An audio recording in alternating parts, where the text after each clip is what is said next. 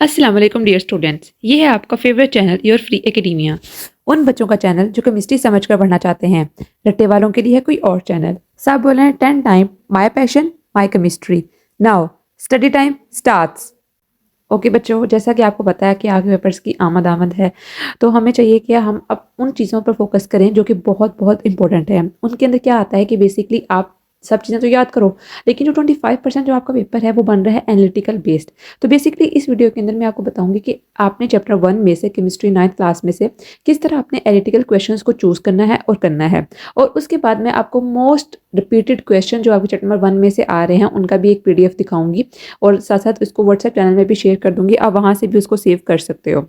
तो बच्चों, सबसे पहले तो आपने ये रखना है कि आपने चैप्टर पूरा तैयार करके जाना है। पहली बात तो ये, ठीक है, आपके पास टाइम बहुत ज़्यादा है, आपने अपना टाइम वेस्ट नहीं करना। मैं बार बार ये बात कर रही हूँ कि ये ना हो कि आपको वाले दिन रिग्रेट हो कि काश मैं पढ़ लेता, काश मैं इतना ज़्यादा इंस्टाग्राम और फेसबुक ना यूज़ करता। मैं बार बार आपको यही सजेस्ट कर रही हूँ कि आपने पहले अच्छी तरह अपना चैप्टर तैयार करना है, उसके बाद आपने गेस्ट पेपर के ऊपर या मॉडल पेपर के ऊपर जाना है। और तब जाना है जब आपका चैप्टर तैयार हो गया होगा और आपने सिर्फ वहाँ पर सॉल्विंग के लिए जाना है। आपने देखना है कोई ऐसा क्वेश्चन जो आपके ज़हन में ना आया हो, कोई ऐसा क्वेश्चन जो आप स्किप कर गए हो और वो पास्ट पेपर में आया हो, तो तब आपने देखना है, तब फिर आपने MCQs जो है वो सॉल्व करने हैं। तो बेसिकली आज की वीडियो में हम देखेंगे अपने एनालिटिकल क्वेश्चन कि हमने किस तरह उनको चूज करना है। तो सबसे पहले तो बच्चों देखो, अगर स्टार्ट देखें तो हमें पता है कि इंट्रोडक्शन क्या है केमिस्ट्री का। आपको पता चाहिए होना चाहिए कि केमिस्ट्री की डेफिनेशन क्या है, उसके जनरल लाइफ के अंदर यूजेस क्या हैं। आमतौर पे ये क्वेश्चन बैक एक्सरसाइज के अंदर और डू यू नो के अंदर या टेस्ट और सेल्फ के अंदर गिवन नहीं होता। तो यहाँ से आपने फिल्टर आउट करने कुछ क्वेश्चंस। अब यहाँ पर इंपॉर्टेंट क्वेश्चन ये है कि केमिस्ट्री की डेफिनेशन क्या है और इसके डेली लाइफ के अंदर यूजेस क्या है। ये आपका एक एनालिटिकल क्वेश्चन बन चुका है ऑलरेडी। उसमें तो आपको पता है कि ब्रांचेस ऑफ केमिस्ट्री तो हमने सारी ही करनी है, ये बहुत मोस्ट इंपॉर्टेंट है। आप ब्रांचेस नहीं करोगे तो आप क्या फिर चैप्टर 1 में से याद कर रहे हो। सारी ब्रांचेस करनी है, ठीक है। ये इंडस्ट्रियल, न्यूक्लियर केमिस्ट्री सारी अब आपको पता होना चाहिए। वो आपसे ये भी पूछ सकते हैं कोई ऐसी ब्रांच बताएं केमिस्ट्री के जिसका रेडियोथेरेपी के अंदर यूज होता है। तो आपको पता होना चाहिए कि न्यूक्लियर केमिस्ट्री जो है वो ज़्यादा इंप्लीमेंटेड होती है किसके अंदर, रेडियोथेरेपी के अंदर। तो मतलब कि आपकी बुक में से ही सब कुछ आना है, बस आपके पास नॉलेज सब कुछ होना चाहिए। नॉलेज होगा आपके पास हर चीज़ का तो फिर आप कर सकोगे सोल्व। आपने अगर सिर्फ एक एक डेफिनेशन की लाइन याद की हुई और ये आखिर में सारी चीज़ें मिस की हुई तो फिर आप क्वेश्चन ही अटेम्प्ट कर सकोगे। वो किसी भी लाइन में से उठाकर आप क्वेश्चन पूछ सकते हैं। यही तो उन्होंने चेक करना है कि आप कितनी आपकी स्किल है, आपने कितनी अच्छी तरह आपने अपनी बुक की रीडिंग की हुई है। तो ये आपकी सारी ब्रांचेज हैं। क्वालिटेटिव एनालिसिस और qualitative analysis most important question है बच्चों, इसको अच्छी तरह याद कर लेना है। उसके बाद बच्चों टेस्ट योर सेल्फ। तो बच्चों आपको पता है कि टेस्ट योर सेल्फ बेसिकली किस चीज़ के लिए होती है। ये आपकी कैपेबिलिटी को चेक करने के लिए होती है कि आपने कितना अच्छी तरह पिछले वाला याद किया है। लेकिन इसमें से भी अक्सर जो है वो उठाकर MCQs या फिर शॉर्टकट आंसर दे देते हैं।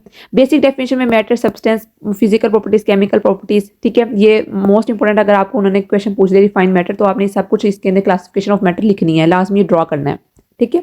और एलिमेंट्स का जो क्वेश्चन आपको पता है ये लॉन्ग है। और मोस्ट इंपॉर्टेंट बच्चों ये है आपका एनालिटिकल बेस्ड क्वेश्चन दोबारा, कि अर्थ क्रस्ट के अंदर ऑक्सीजन की परसेंटेज कितनी है, सिलिकॉन की, एल्यूमिनियम की, ओशन के अंदर कितनी परसेंटेज है और एटमॉस्फेयर के अंदर कितनी परसेंटेज है।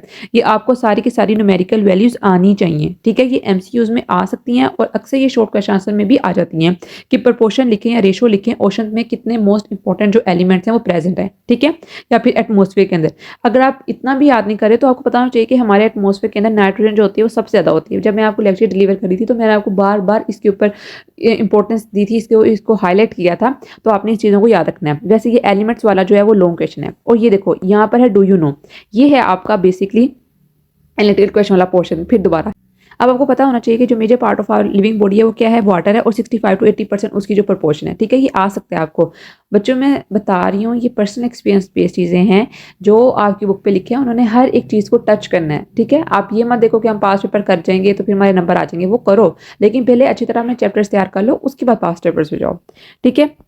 उसके अलावा ये आपको मोस्ट इंपॉर्टेंट कुछ एलिमेंट्स हैं जिनकी आपको वैलेंसी पता होनी चाहिए, ठीक है। आप यूट्यूब के ऊपर भी कुछ ट्रिक्स वगैरह देख सकते हो, वैसे अवेलेबल होते हैं। आप चाहो तो मैं आपको भी बता सकती हूँ कि किस तरह आपने वैलेंसी को आइडेंटिफाई करना होता है कि वैलेंसी क्या है।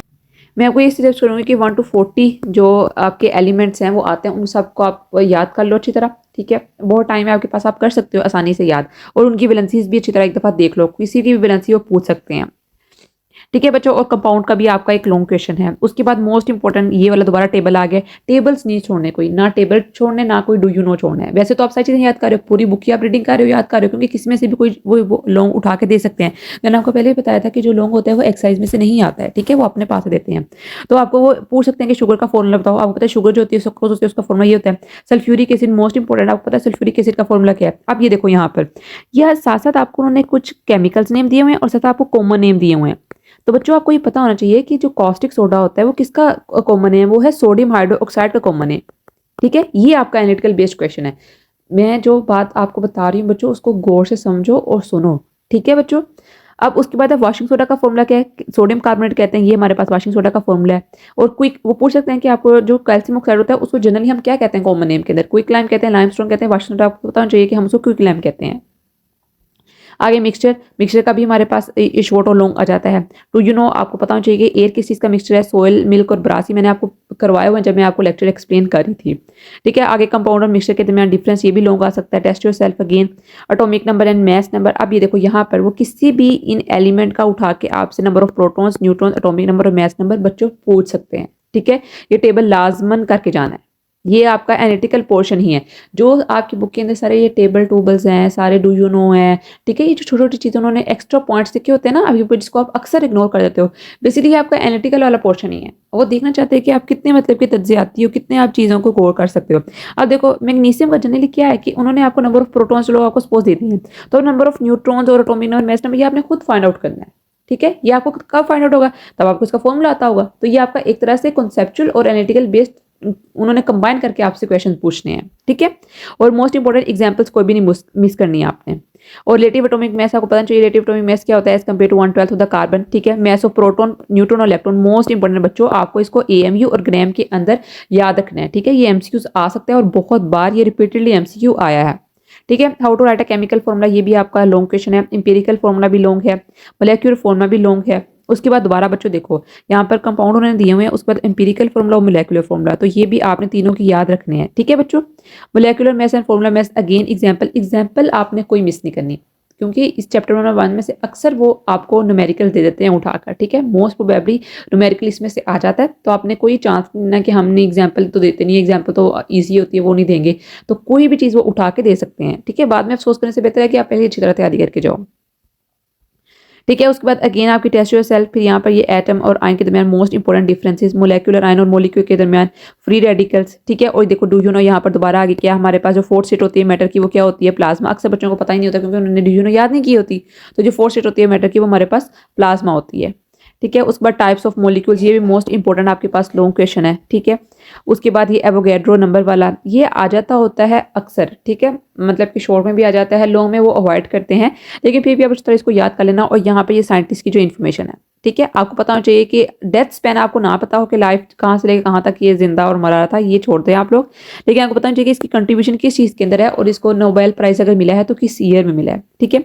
मोल, मोस्ट इंपॉर्टेंट कॉन्सेप्ट बच्चों, इसको तो आपने मिस ही ना करना। जब ये चैप्टर स्टार्ट करना है सबसे पहले मोल याद करना है। मोल जो है बस वो केमिस्ट्री की जान है, ठीक है, आपने इसको इस तरह याद करना है। और फिर आपको ये पता होना चाहिए कि हम किस तरह मोल, एलिमेंट और कंपाउंड फाइंड करते हैं। मैंने आपको बहुत शॉर्ट ट्रिक्स बताए हुए हैं, डिस्क्रिप्शन में मैं चैप्टर नंबर 1 की पूरी प्लेलिस्ट का लिंक दे दूंगी, तो आप वहां से इसको याद कर सकते हो, ठीक है। उसके बाद टेस्ट योर सेल्फ और फिर एग्जांपल्स, अगेन आपकी केमिकल कैलकुलेशन जो आपके सारे मैंने आपको बताएं किस तरह हम अपने मोल से, नंबर ऑफ मोल से मास फाइंड कर सकते हैं, मोलर मास फाइंड कर सकते हैं, हर एक चीज़ हम किस तरह फाइंड कर सकते हैं, ठीक है बच्चों। ये आपका हो रहा है चैप्टर नंबर 1 कंप्लीट। और उसके बाद बच्चों साइंस एंड टेक्नोलॉजी, ठीक है, ये भी आपके चैप्टर का ही पार्ट है। बेशक उन्होंने एंड पर लिखा हुआ है, लेकिन ये आपके चैप्टर का हिस्सा ही है, ठीक है। इसको भी आपने देखना है। इसके अंदर बेसिकली अगर मैं आपको पूरे पेज के अंदर बताऊं तो उन्होंने यही बताया है कि जो हमारी जिंदगी में सारी चीजें मिलकर बनी है, किससे बनी है, वो एटम से मिलकर बनी है, ठीक है। और मोलिक्यूल्स जो हैं वो किस तरह बन रहे हैं, एटम्स के रिएक्शन से बन रहे हैं। सब चीजें जो हमारी नेचर के अंदर प्रोसीड कर रही हैं वो बन रही हैं बेसिकली फॉर्मेशन ऑफ मोलिक्यूल्स की वजह से बन रही है।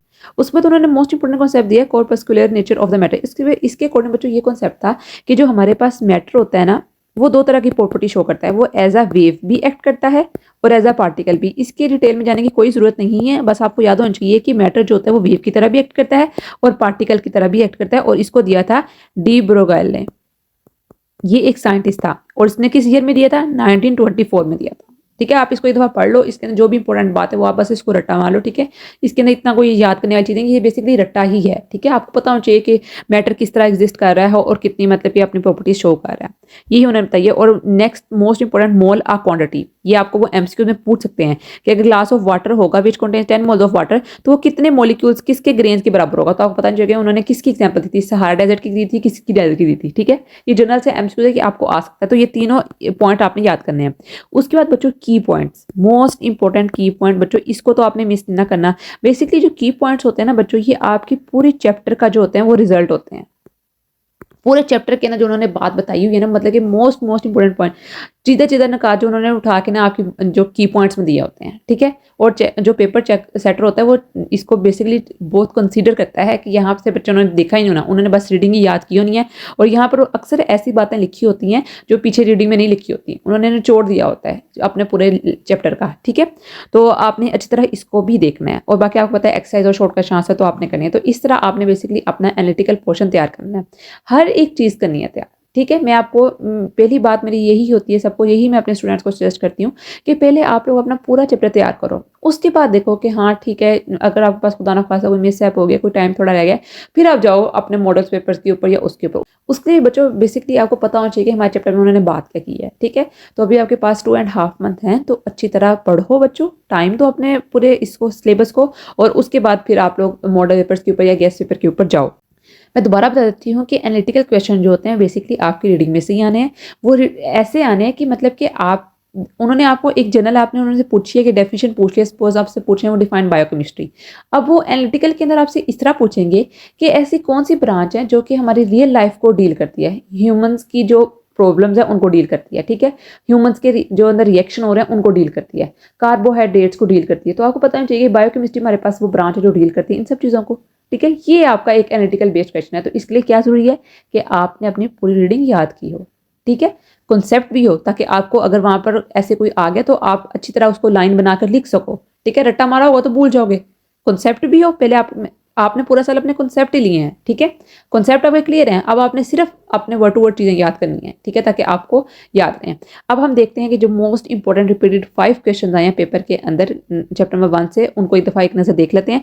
बाकी तो आपको पता है आपने पूरा चैप्टर ही तैयार करना है। ठीक है, पहले चैप्टर तैयार करना है पूरा, उसके बाद गेस्ट पेपर के ऊपर या मॉडल पेपर के ऊपर की तरफ जाना है। अब बच्चों देखते हैं चैप्टर नंबर 1 के मोस्ट इंपॉर्टेंट बेस्ट क्वेश्चन जो कि आए हुए हैं बार-बार पेपर के अंदर। ठीक है, बाकी तो मैंने आपको बता दिया, एक्सप्लेन कर दिया वीडियो के अंदर कि किस तरह हमने पूरा चैप्टर तैयार करना है। ठीक है, सबसे पहले तो है डिफाइन मिक्सचर। ठीक है, how does homogeneous mixture differ from heterogeneous mixture. तो आपको पता होना चाहिए कि ये बहुत इंपॉर्टेंट क्वेश्चन है, आपने अच्छी तरह इसकी एग्जांपल लिखनी है दोनों की। उसके बाद differentiate between atom and ion, give example of each. तो बच्चों इसका बेसिकली मतलब क्या है, एटम और आयन, उन्होंने यहाँ पर आपको बताया हुआ है कि एटम और आयन के टॉपिक से रिलेटेड सब कुछ। अब आपको पता है वहाँ पर मोलिक्यूल और मोलिकुलर आयन के अंदर भी डिफरेंस है। ठीक है, आपने देखा होगा वहाँ पर। उसके अलावा हमारे पास उन्होंने फ्री रेडिकल के बारे में भी कॉन्सेप्ट दिया हुआ है, तो ये सारा कुछ उसकी के अंदर आना है। क्वेश्चन नंबर 3 में differentiate between biochemistry and physical chemistry. तो उन्होंने यहाँ पर इंपॉर्टेंस दिया किस चीज़ की, यहाँ पर उन्होंने इंपॉर्टेंस दिया ब्रांचेज ऑफ केमिस्ट्री की, कि ब्रांचेज ऑफ केमिस्ट्री जो है वो बहुत इंपॉर्टेंट है। जब भी गेस्ट पेपर आता है ना, तो वो आपको एक क्वेश्चन उठा के बच्चों इसलिए देते हैं कि आपने एक क्वेश्चन जो है ना उसको तो तैयार करना ही करना, उससे रिलेटेड जितनी भी चीज़ें आपने वो भी तैयार करनी है। अब यहाँ पर वो अगर लिखते थे डिफाइन ब्रांचेज ऑफ केमिस्ट्री, तो आप लोगों ने घबरा जाना था, ये बच्चों ने खुद ही देखना होता है। ठीक है, अब उन्होंने आपको यहाँ पर ब्रांचेज ऑफ केमिस्ट्री बताया, तो इसका मतलब क्या है कि कोई भी ब्रांच ऑफ केमिस्ट्री का वो उठा के आपको दे सकते हैं। ठीक है, वो एनालिटिकल के अंदर भी आपको डिफरेंशिएट कर दे सकते हैं, न्यूक्लियर से डिफरेंशिएट करो, फिजिक ऑर्गेनिक और इनऑर्गेनिक, मोस्ट इंपोर्टेंट क्वेश्चन। ठीक है, वो आ सकता है। उसके बाद question number 4, how is the molecular formula drive from the empirical formula also give its formula. तो आपको पता है कि मोलेकुलर फॉर्मूला को हम कैसे ड्राइव कर सकते हैं, किसे, एम्पिरिकल फॉर्मूला से, ये आपकी बुक के ऊपर गिवन है और मैं भी बता के हटी हूँ आपको। ठीक है, उसके बाद differentiate between homoatomic and heteroatomic molecule with example of each. तो बच्चों देखो यहाँ पर होमोएटॉमिक और हेटेरोटॉमिक मॉलिक्यूल्स का वो कांसेप्ट पूछे हैं। उसके अलावा आपकी बुक में वो पूछ सकते हैं आपको कि हमें बताओ कि पॉलीएटॉमिक क्या होते हैं। ठीक है, मैंने आपको पहले एक्सप्लेन किया हुआ टाइप्स ऑफ मॉलिक्यूल्स का भी बता के आई हूँ कि वो बहुत इंपॉर्टेंट क्वेश्चन है। तो उसमें से वो किसी भी टाइप ऑफ मॉलिक्यूल्स के अंदर वो आपसे क्वेश्चन पूछ सकते हैं, तो आपने अपने आप को वेल प्रिपेयर्ड करके ही जाना है। तो बच्चों बेसिकली ये थी आपकी वीडियो कि किस तरह आपने चैप्टर नंबर 1 के एनालिटिकल क्वेश्चंस को तैयार करना है। ठीक है, कोई डू यू नो स्किप नहीं करनी है, टेस्ट योरसेल्फ अच्छी तरह देख कर जानी है, टाइम बहुत है आपके पास, अच्छी तरह शेड्यूल बनाकर अपना सब कुछ क्लियर करें और ठीक है, और इंशाल्लाह पेपर देख कर आएँ। कल की वीडियो में इंशाल्लाह हम चैप्टर नंबर 2 को डिस्कस करेंगे क्योंकि वो बहुत इंपॉर्टेंट है। तो बच्चों कल मिलते हैं एक नए लेक्चर वीडियो के साथ, तब तक के लिए फी अमान अल्लाह।